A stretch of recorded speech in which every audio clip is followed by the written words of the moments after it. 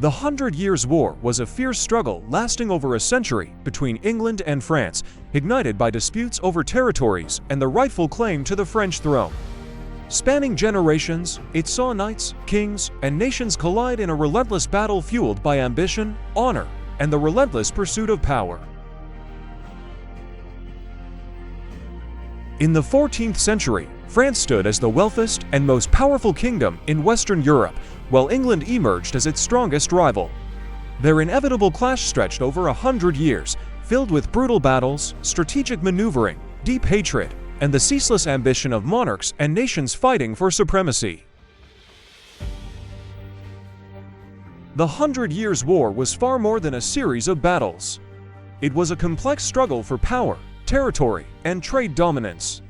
Legal disputes, throne succession conflicts, and widespread greed turned this conflict into a relentless chain of wars that engulfed generations, shaping the destinies of England, France, and all of medieval Europe.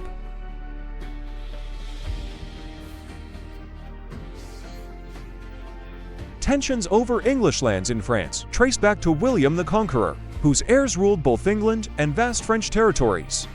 The Capetian kings saw powerful vassals like the English kings as threats.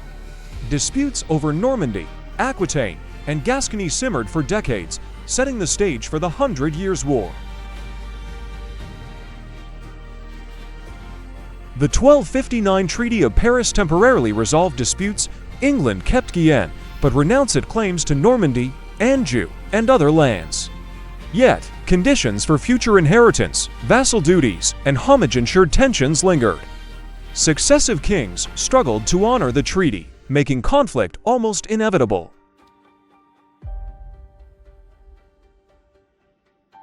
Intervention by French officials in Guyenne fueled resentment. Local nobles appealed to the French king against their English duke, straining relations. Each new English king reluctantly performed homage, but disputes, minor skirmishes, and claims to territories kept hostilities alive, building momentum toward war. In 1294, Philip IV of France seized Guyenne after conflicts with English merchants and naval skirmishes. By 1296, French forces controlled most of the duchy. Edward I of England allied with rebellious Flemish lords, showing that territorial disputes could quickly escalate into full-scale conflict. Despite temporary truces, homage rituals repeatedly delayed or ignored by Edward II caused crises. French kings like Philip IV, Louis X, and Philip V repeatedly demanded obedience for English-held lands. Skirmishes, rebellions, and fort confiscations kept tensions high, leaving Guyenne as a constant flashpoint. Attempts to appoint joint governors in Guyenne, like Antonio Pessagno or Amaury de Crown, temporarily eased tensions. But the new English duke soon returned to England to depose his father. Such instability, combined with lingering territorial claims and cross-channel loyalties, ensured the conflict over land would persist into the 100 Years' War.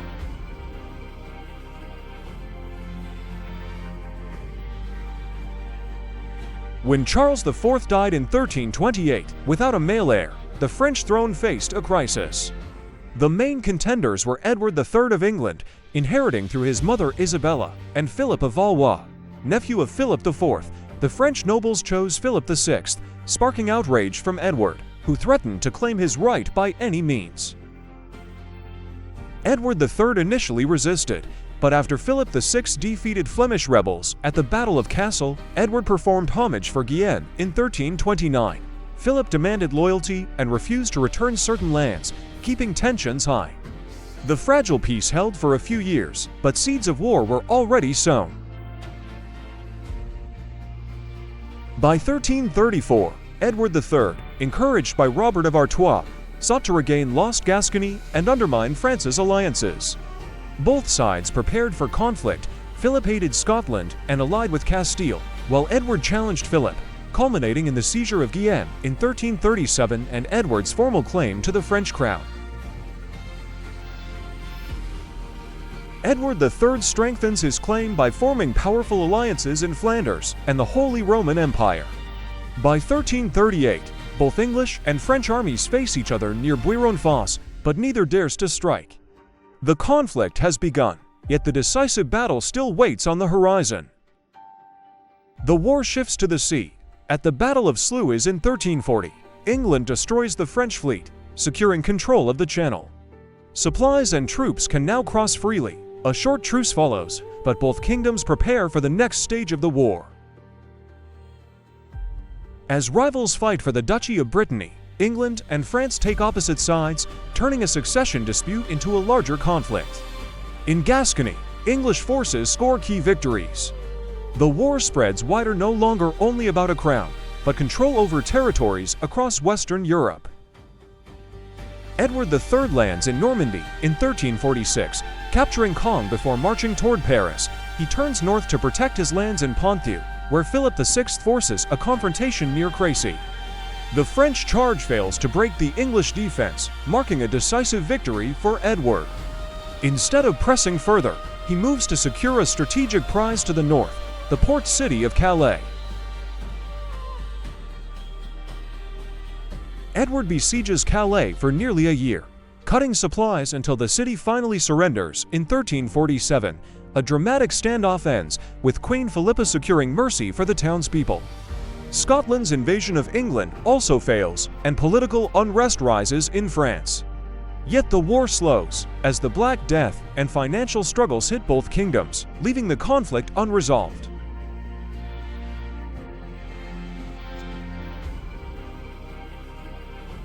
In 1355, tensions reignited.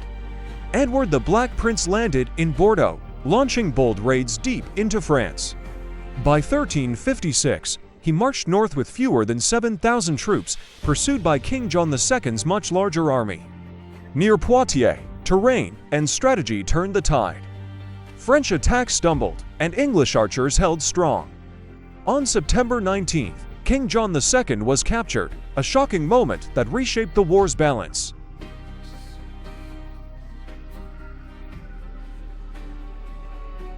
With King John II captured at Poitiers, France faced crisis. Diplomats struggled to secure his release, while unrest and financial strain shook the kingdom. England sought vast territorial concessions and ransom money, and negotiations dragged on. These uneasy talks set the stage for a major turning point, a treaty that would reshape the map of France.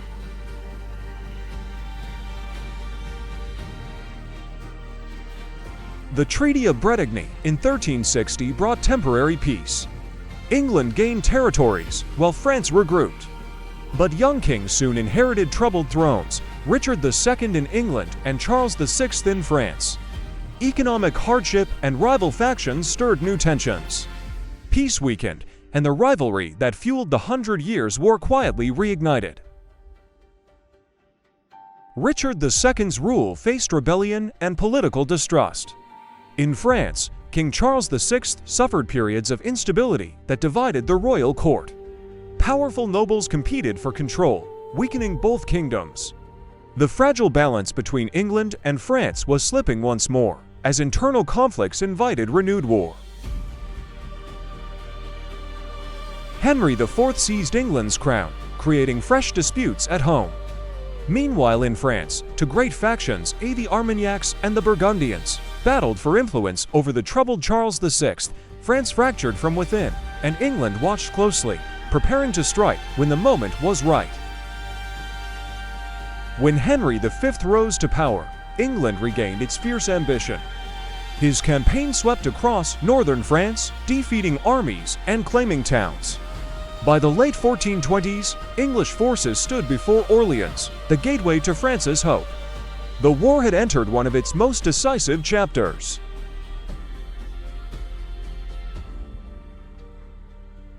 Agincourt became one of England's most celebrated victories. Outnumbered but disciplined, Henry V's army stunned France and opened the path to wider conquest. Treaties and royal marriages soon placed England at the height of its power, even claiming rights to the French crown itself. France fell deeper into civil war. English gains spread while French nobles fought each other. Yet in this darkness, Charles VII slowly gathered loyal supporters. The nation waited for someone or something that could restore hope and drive the invaders back.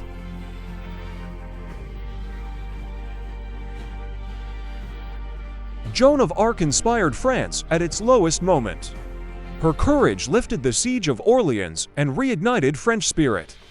Victories followed, and England's control weakened. Though Joan's life was cut short, her impact gave France the strength to push the war toward its final phase. The Treaty of Arras brought the powerful Burgundians back to the French side, tipping the balance.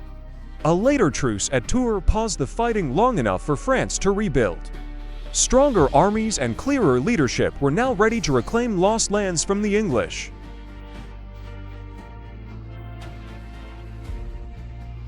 France liberated Guyenne in 1453, ending England's major presence on the continent. Later, the Treaty of Picquigny confirmed peace between the crowns. After more than a century of rivalry, the 100 Years' War finally closed, leaving a transformed Europe shaped by struggle, courage, and shifting power.